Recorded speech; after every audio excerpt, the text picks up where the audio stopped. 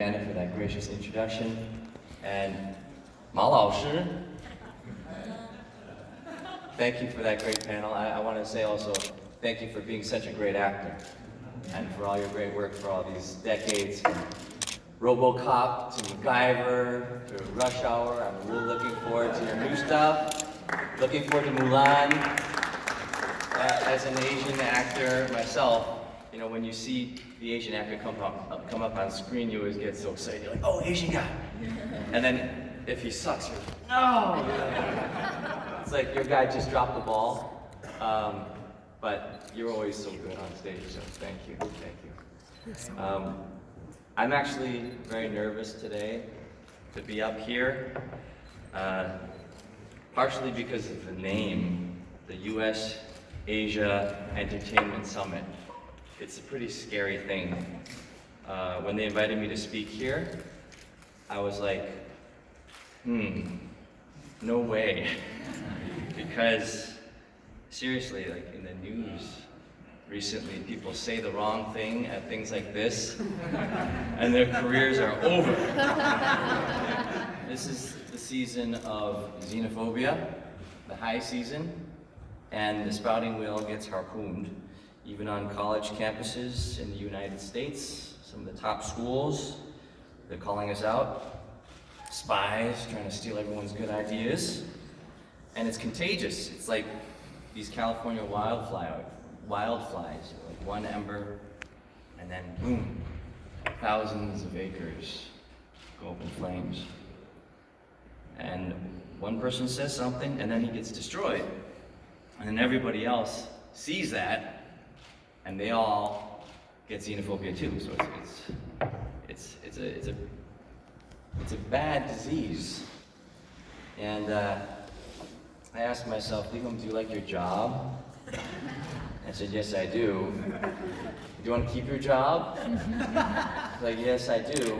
Then why on earth would you agree to speak at the US Asia Entertainment Summit at a time like this? And they're going to be live streaming. Thought about it a little longer, and then I remembered what my friend Joe Tsai said once in an interview. He said, there aren't a lot of industry leaders in China that can speak at international forums in English, and that's a problem. He said, how many Jack Ma's are there? And he's right. In our industry, in the music industry, film industry, how many industry leaders in China can come here, speak in English? Of course, there are translators, and they do a great job. Not knocking on translators, we never do that. But let me ask you this.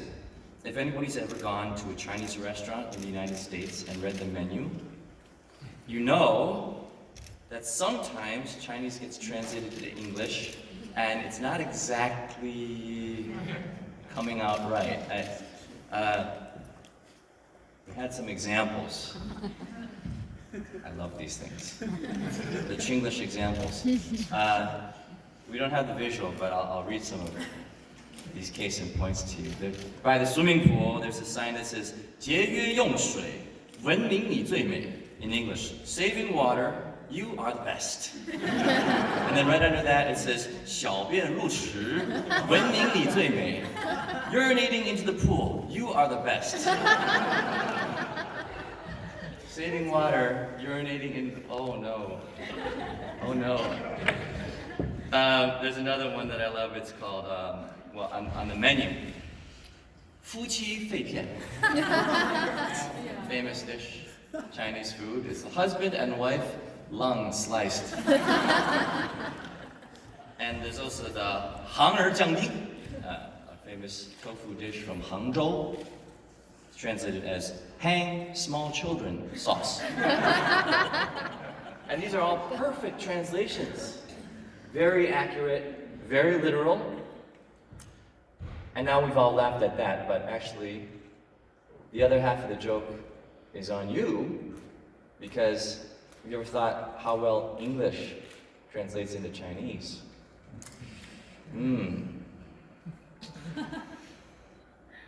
They have low culture.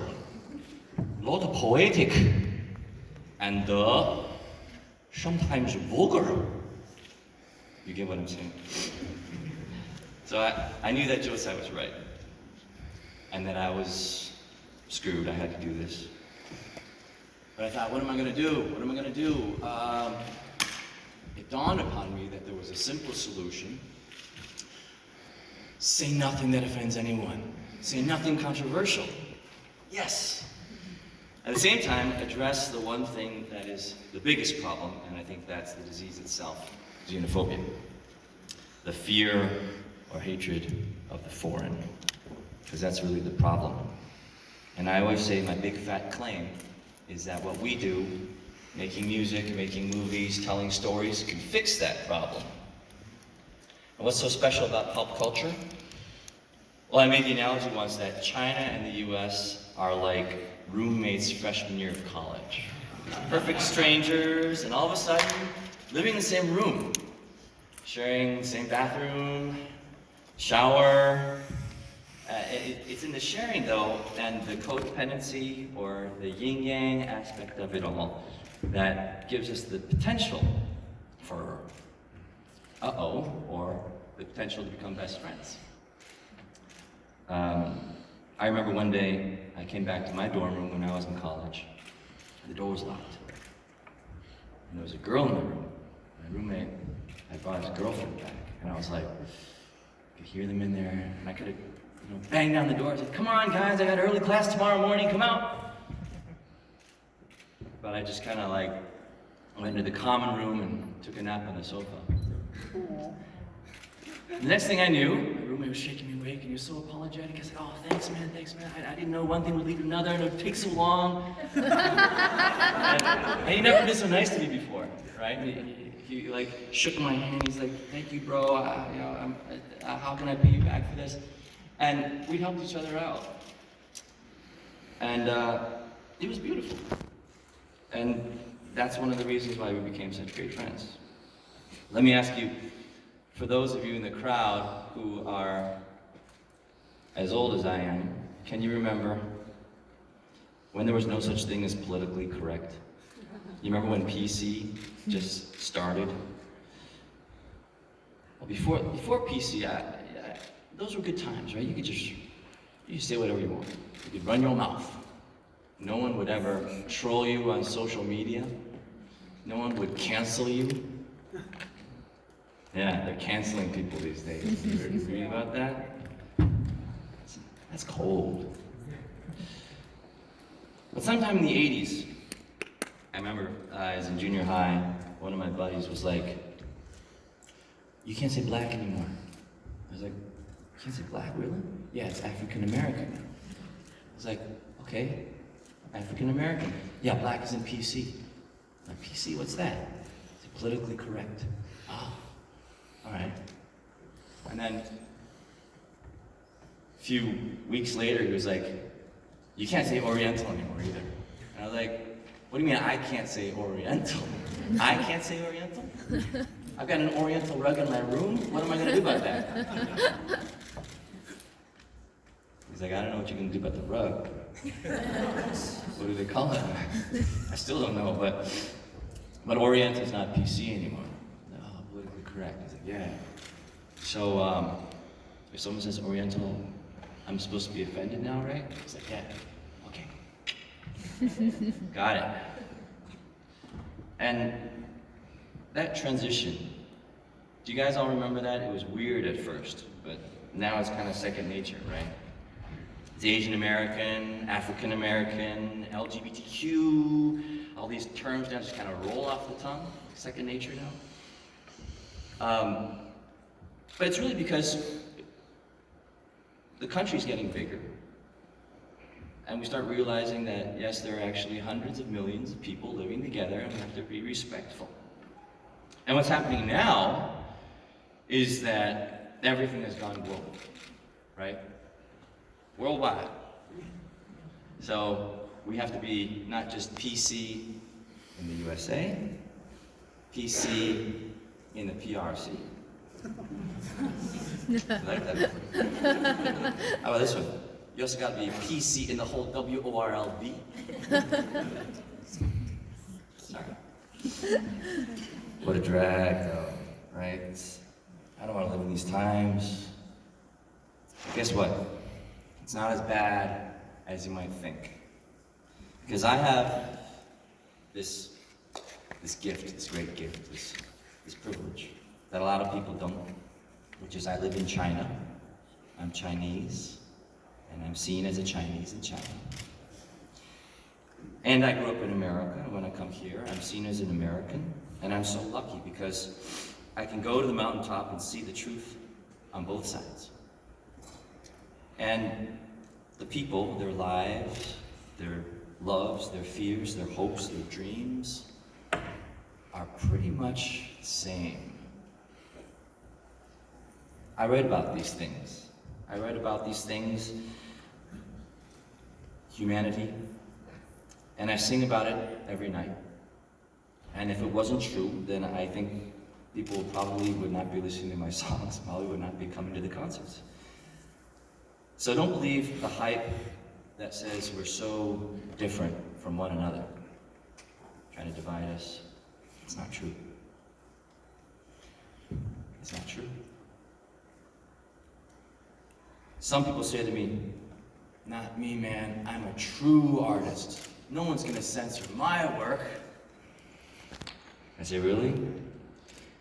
You ever worked with a major Hollywood studio before?" Talk about compromises, right? I don't know any director who gets first or final cut, right? Or first cut, really. I don't know many musicians here who also don't have to spend lots of time in meetings with the label, with their A&R people, who say, "Oh, that's a nice song, but it's not gonna make the record," or, "Yeah, that's a good song, but maybe you could change the title and that word over there." I mean, nobody said it was easy to make a hit. It's like that Coldplay song. Nobody said it was easy to make a hit. So, look, if you want to run your mouth or run a coffee house on the street corner, I think you the man, those are your house rules. Your house rules, right? But if you hope someday that your coffee house can become a franchise, it can become Starbucks, then you gotta start learning the rules of the global game. That's all I'm saying. And it doesn't always suck, because there are a lot of other things that are awesome that can come out of this era of globalism.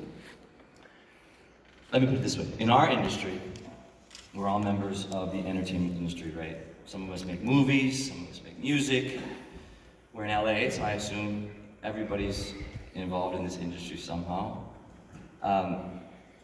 What's the biggest pain point for us in our industry?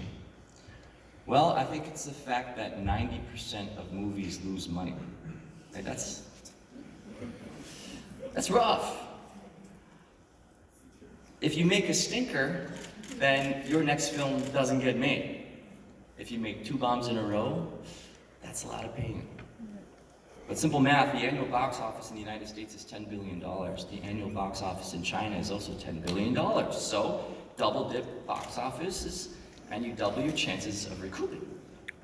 So instead of 9 out of 10 movies lose money, potentially only 8 out of 10 movies could lose money. And here we are, still making movies. But let's look at the trend. 5 years ago, the US was already here. $10 billion a year. China was way down here. Now they've converged. China's a $13 trillion economy, growing at 6.3, 6.4% a year.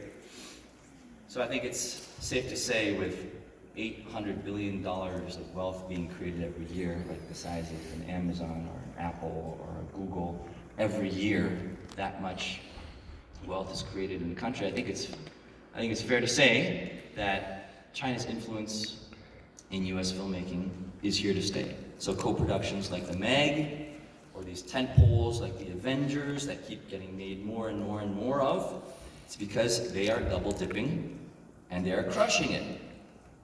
And their co-productions pass the censors, they enjoy mass exhibition in China, and the box office reflects it. And China's influence on US filmmaking is here to stay. I think vice versa as well, by the way.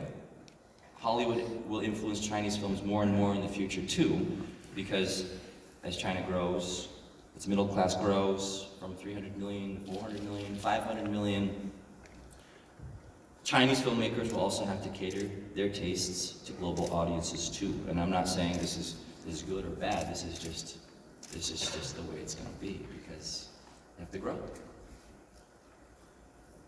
When you're able to get past those funny translation issues and cultural differences and ideological and political differences, and really strip it down to what Tony Robbins calls the basic human needs. You can really get down to the core of what it means to be human, that we all have needs for certainty and variety, the need for fun, the need for significance, the need to grow. We all need love, we all need connection, we all need to contribute to society, we all need to be part of something bigger than ourselves.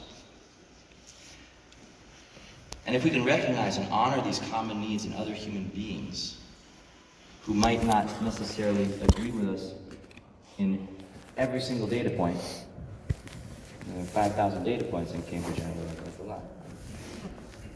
It's like Ellen DeGeneres said it beautifully the other day where she said, I'm friends with a lot of people who don't share the same beliefs